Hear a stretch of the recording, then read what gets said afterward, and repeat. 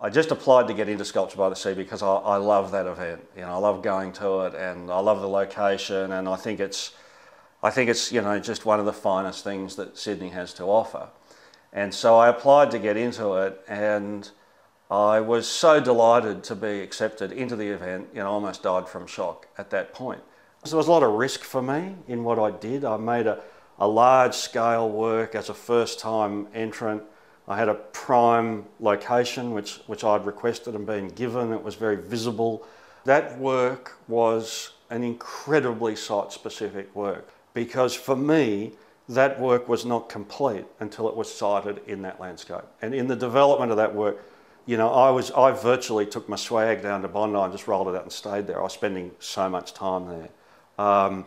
And that's why the siting of the work was, you know, terribly important to me, to have that particular location, because the work was designed around that one singular location, which is one of the risks I took in the application process. The naming of the works it's interesting the way that it's developed. I tend to move forward into the making of the work without the name fully resolved, and it's usually Aram, my wife, who suggests a name, which is always perfect. And where she's getting the names is she's pulling them out of poetry that I've written in the past, which she's kept. And she thought the work was to a large degree based on a poem that I wrote to Aram many years ago, and it opens with, she liked to look a long way out to sea sometimes, looking at the place where it flew up into the sky. And it goes on to describe the experience of a woman looking out to sea.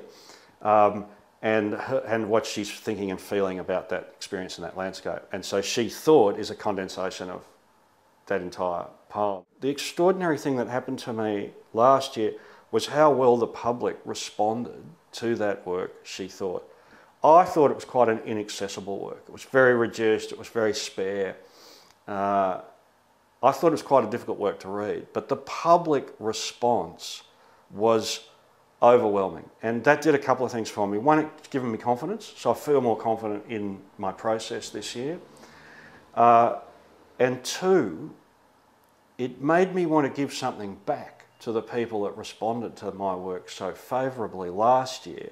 And so the piece that I'm doing this year, Of Memory, which is also a very landscape-specific work, but also has a functional purpose in that it will serve as an object that people can interact with in a very direct way, and they can in fact sit on it.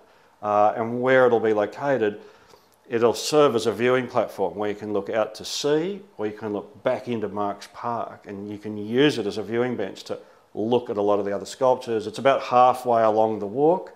People get a bit hot, a bit restless, a bit tired by then. They can sit down, take a rest on my sculpture this year, Of Memory, look out to sea, look at the other sculptures, and that was something that I wanted to do based on that public response from last year.